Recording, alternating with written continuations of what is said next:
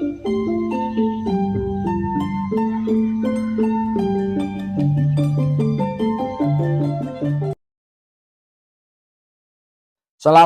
warahmatullahi wabarakatuh. Assalamualaikum. Salam Om Swastiastu, Namo Buddhaya, salam kebajikan rahayu.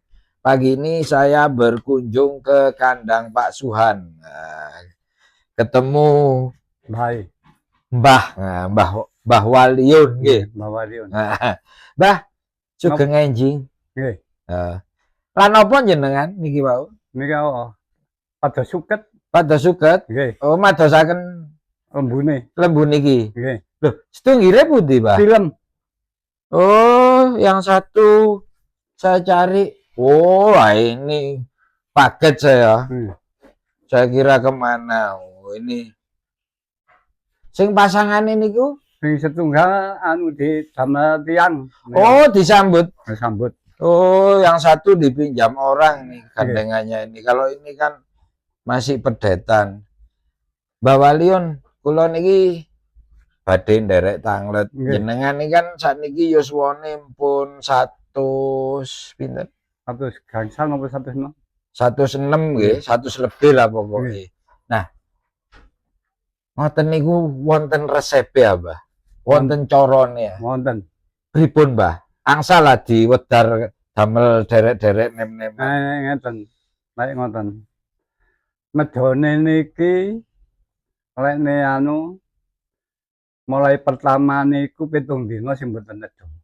7 dina, 7 bengi mboten nedha. Mboten nedha. Blas. Oh, nggih. Mantun ngoten 40 dina. Nggih, 40. Mantun ngoten 4 wulan. Mantun ngoten berangkate lelonone 5 wulan setengah. Niku. Lah pun nglakoni sing terakhir niku 3 tahun mboten nangsal mangan dugi beras. Oh, dadi kudu kaya polo pendem ngoten niku. Polo pendem niku ukurane mesak menten. Oh, sak monten tok. Nggih, sedintene. Mboten nangsal luwe. Mboten nangsal. Terus? Ngombene. Sak jengket tutup alit niku lho. Tutup alit. Nggih sing pertama singen. Niku panjene. Nggih niku sedinten niku. Nggih teng pundi-pundi nggih beto jelen sing nambahi enten griya. Menang salah. Oh. Mbah ngoten niku nggih wonten japa mantrane. Wonten. Oh, wonten nggih. Niku mboten nangsal nggih. Mboten nangsal diucap nggih. Mboten nangsal lek niku. Kudu di ati niku. Oh, nggih. Mbah, kados kaweruh umpami ilmu sing jenengan damel niku nggih saged didamel tetanen, damel ingon-ingon ngoten saged. Saged. Oh. Damel nylemetaken tangga. Nggih.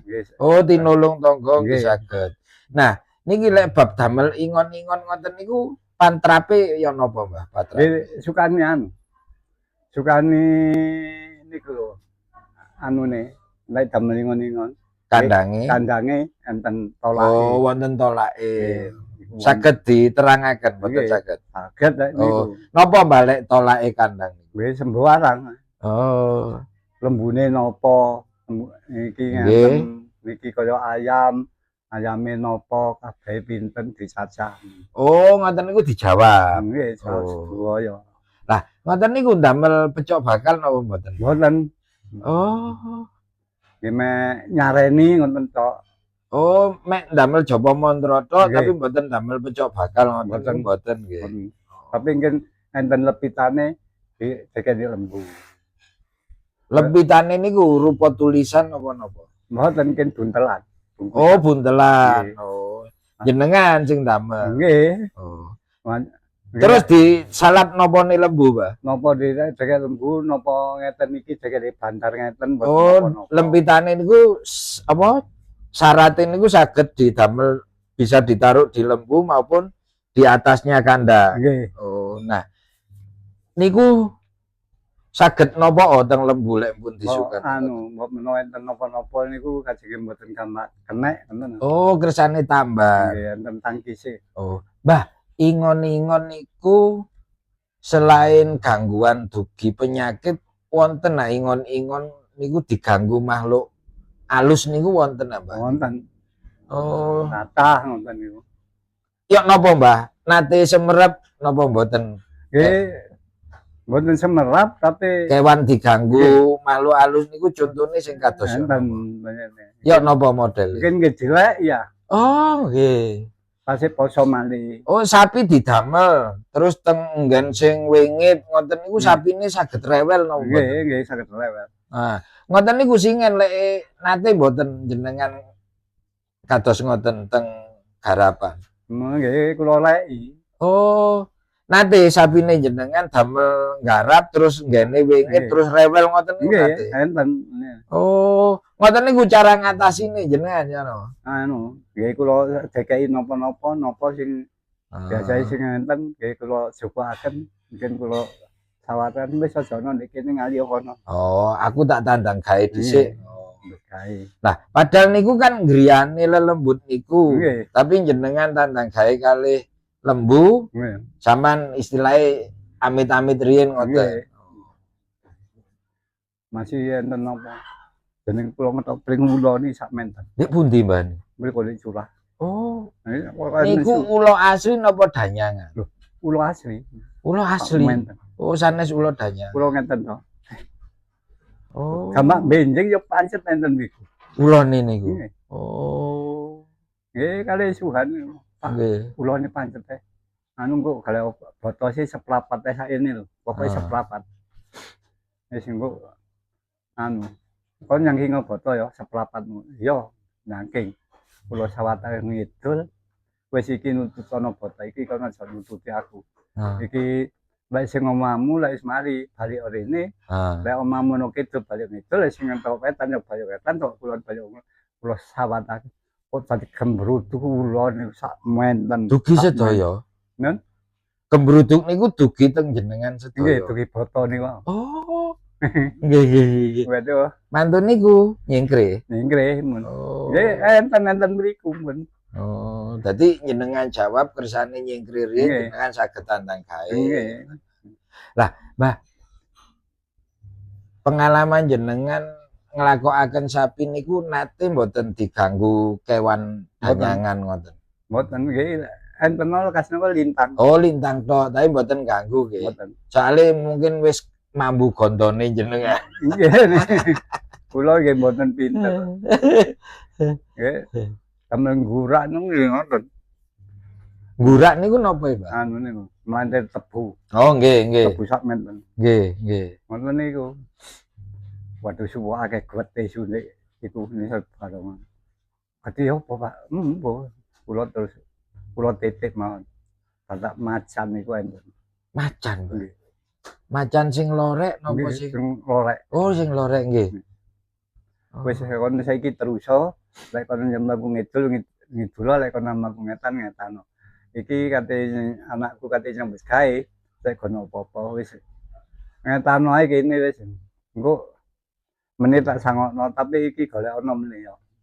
Lek anjene nang wetane curah ya kon melok nang wetane curah. Kula saya golekaken ngene niku foto kula kan nyangking, lapat kula sawatan. Nggih enten wetane curah. Ngelumpuk mriku sedaya. Nggih. Oh, akhirnya saged ditandangi. Nggih. Lah, Mbak kados sapi lek sing puser bumi ngeten iki lebih krosoan apa mboten? Nggih. Kanjene sae. Oh, niku lek wonten ngoten niku langsung krasa ngoten. Nggih. Oh. Nggih ditingali sedaya. Nek mboten kena disanak tiang niku. Mboten saged disanak tiang. Mboten kena. Kudu sing gadah. Nggih. Oh. Nggih lek teng tiang rada. Oh, nggih. Lek mboten majur nggih mboten kira nyengkre. Nggih rada kereng nggih lek teng tiang lintu. Wong kula lintang digobet nggih. Nggih. Nggih lek kali kula nggih mboten napa-napa. Nah, Mbah, selami pengalaman jenengan mulai nem niku mriki sing enak mboten rame ngeten nah. Tasih tegel-tegelan ngoten niku. Nah, daerah-daerah wingit di mriki niku wonten pinten nggon, Mbah? Waduh nggih kathah lek mriki. Singen niku. Oh. Tapi singen niku tiang-tiang nggih damel wiwitan Mbah lek di Saben. Nggih. Oh, Mbah.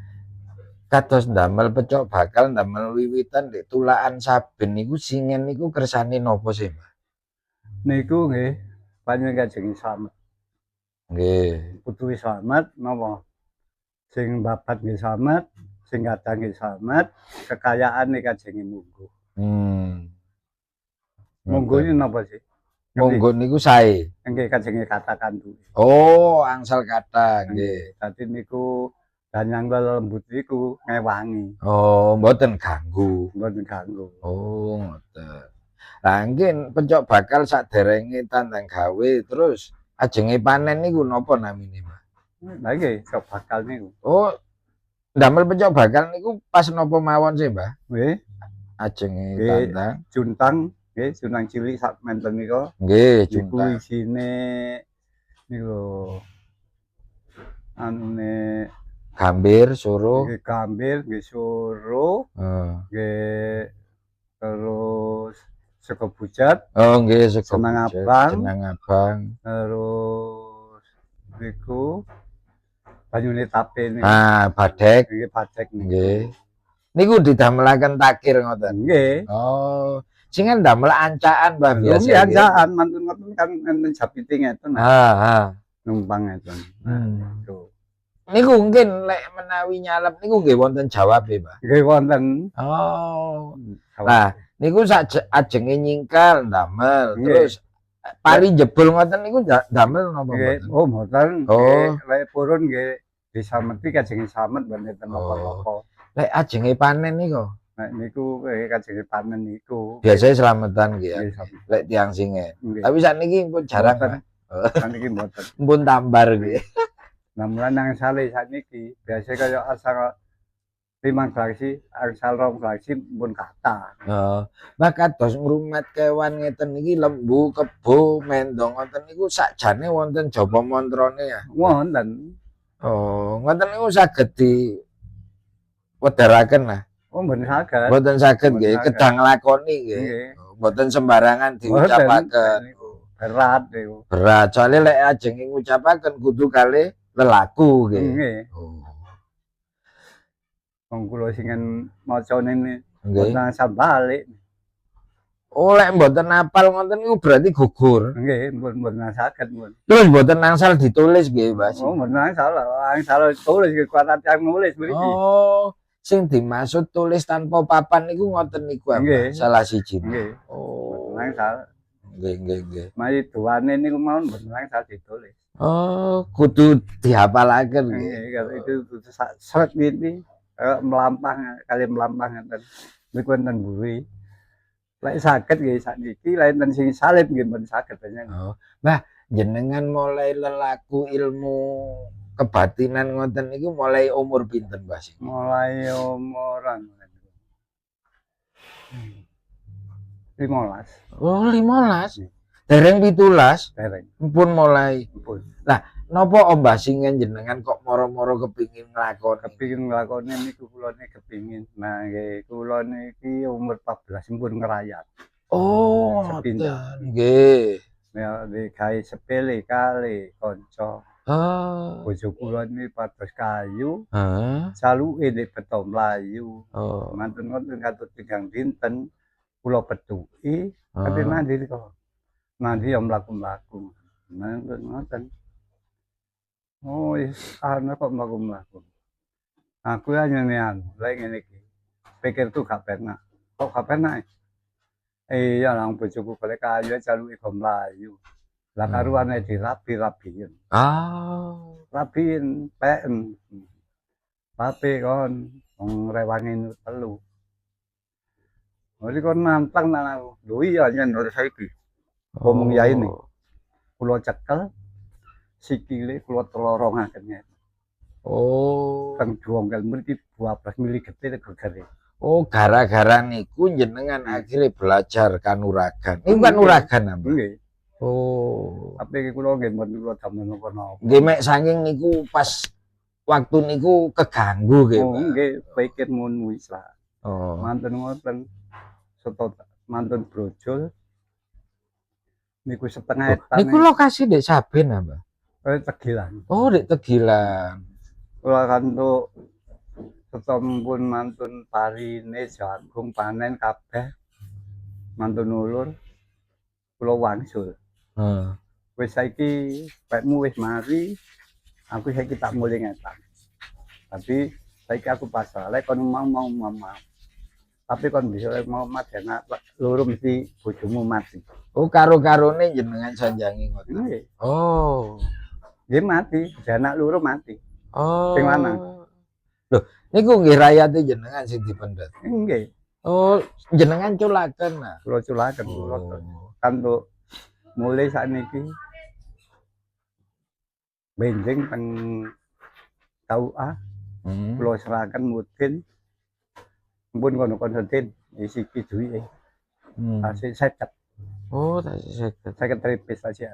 Mbah, sak sampune kejadian ngoten niku terus ilmune pun mboten nate jenengan damel lah. Mboten. Oh, mek didamel nyambut damel, nyambut gawe pados rejeki. Nggih. Oh. Loh, niku selain damel ngoten niku, bales tiang sing mboten genah niku nggih saged damel pados panguripan apa? Nggih, pokoke ngucap tok niku lho pun mandi.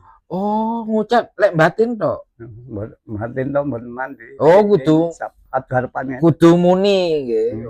Kados disabda ngoten lah Pak modele. Terus kula mui lelono sak panpoaran.